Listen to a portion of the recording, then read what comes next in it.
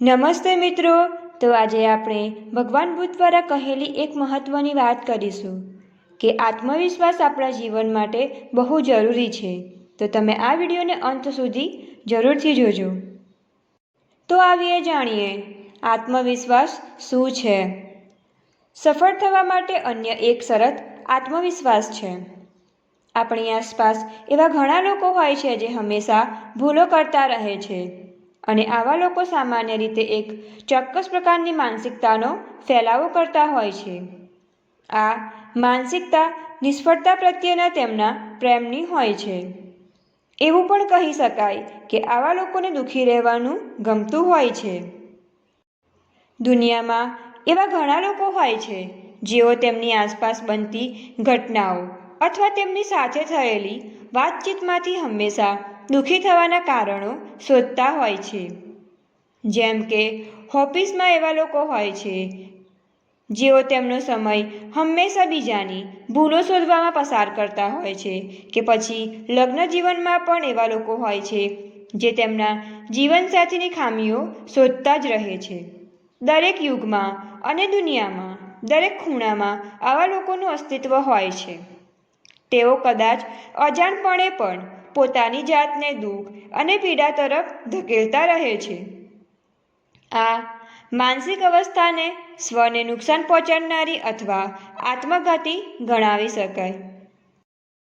પણ લોકો આવી લાગણી અનુભવતા શા માટે હોય છે? આ માટેના બે કારણો છે.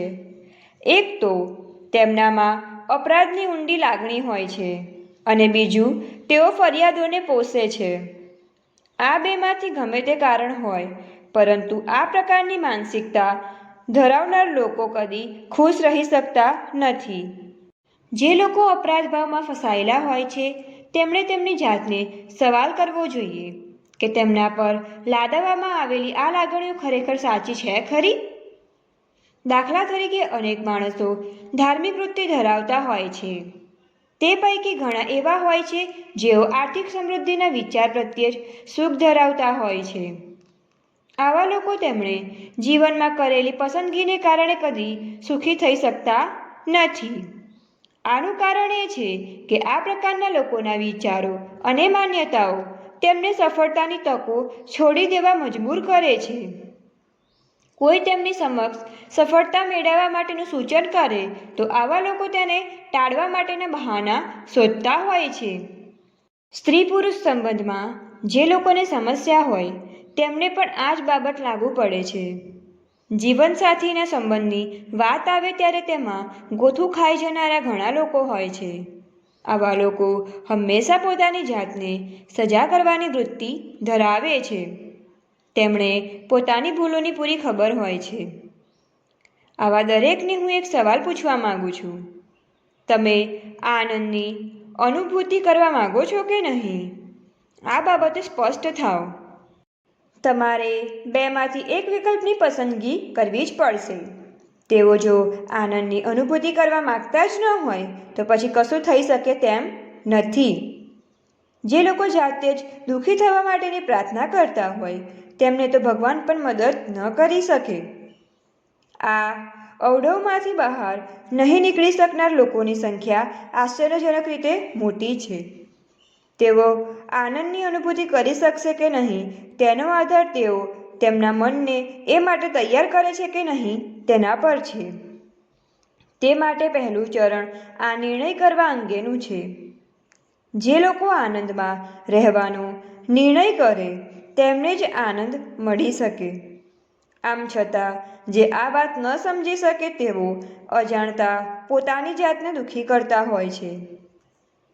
તમે પણ જો આવી દુઃખી વ્યક્તિની છાપ ઊભી કરવાનું વલણ ધરાવતા હોવ, પોતે કમનસીબી છો એવું વિચારવામાં આખો દિવસ પસાર કરી દેતા હોવ તથા પોતાને કરુણ વાર્તાના નાયક સમજતા હોવ તો હું તમને અટકી જવા અને નવેસરથી શરૂ કરવા સલાહ આપીશ.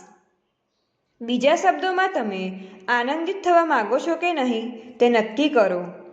આ એવી બાબત છે જેના વિશે તમારી જાત પ્રત્યે સ્પષ્ટતા કરવી પડશે.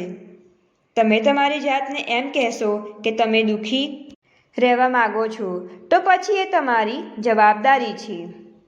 એ તમારો પોતાનો વાંક હશે અને તમે જાતે જ એ માર્ગ પસંદ કર્યો હોવાથી કોઈ પણ સંજોગોમાં તમારે ફરિયાદ ન કરવી જોઈએ. તેનાથી બીજાને નુકસાન થશે અને તેમને દુઃખ થશે. એથી જ તમારે કોઈ દુખડા રડવા જોઈએ નહીં. પરંતુ જો તમે આનંદિત થવાનો નિશ્ચય કરી લો તો એ દિશામાં આગળ વધવા માટેનો દ્રઢ અને અડગ પ્રયાસ કરવો જરૂરી છે. આ પ્રતિબદ્ધતાને કારણે આત્મવિશ્વાસ જાગશે. તમારે શું કરવું જોઈએ અને શું ન કરવું જોઈએ તેવું માર્ગદર્શન આપતા સમાજના નૈતિકતા અને અપરાધભાવ અંગેના પૂર્વગ્રહો સામે ઝૂકી ન જશો. તેના બદલે તમારી જાતને સવાલ કરો કે આવું શા માટે?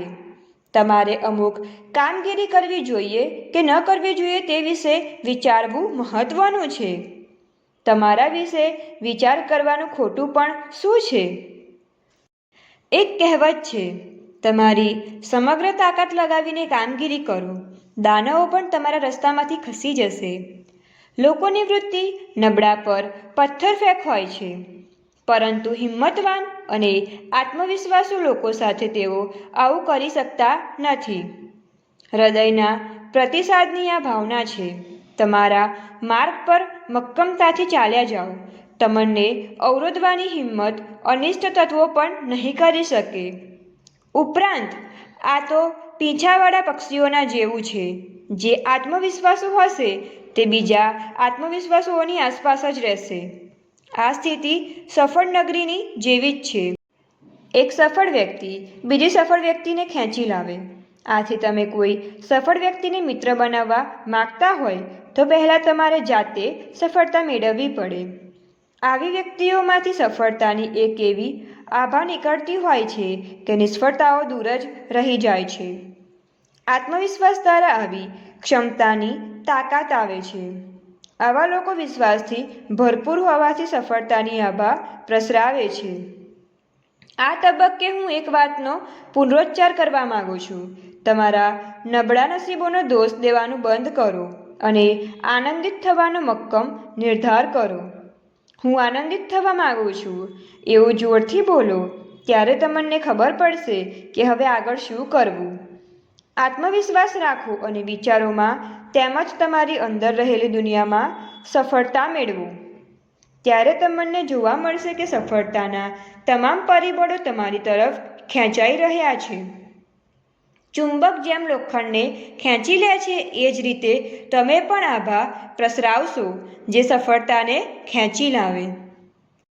બીજી તરફ તમે જો તમારી ત્રુટિઓ પર વિજય નહીં મેળવો, આત્મવિશ્વાસ નહીં કેળવો તો તમે હાંસલ કરેલી કોઈ પણ સફળતા કામચલાઉ બની રહેશે.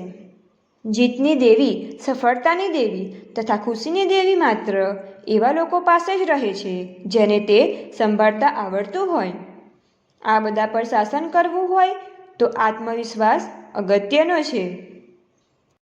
તો આવી જ રીતે આપણે પણ આપણા જીવનમાં આત્મવિશ્વાસ રાખવો પડે તો આપણે પણ સફળ બની શકીશું. અને આવી જ વિડીયો જોવા માટે અમારી ચેનલને લાઈક, શેર અને સબસ્ક્રાઈબ જરૂરથી કરજો.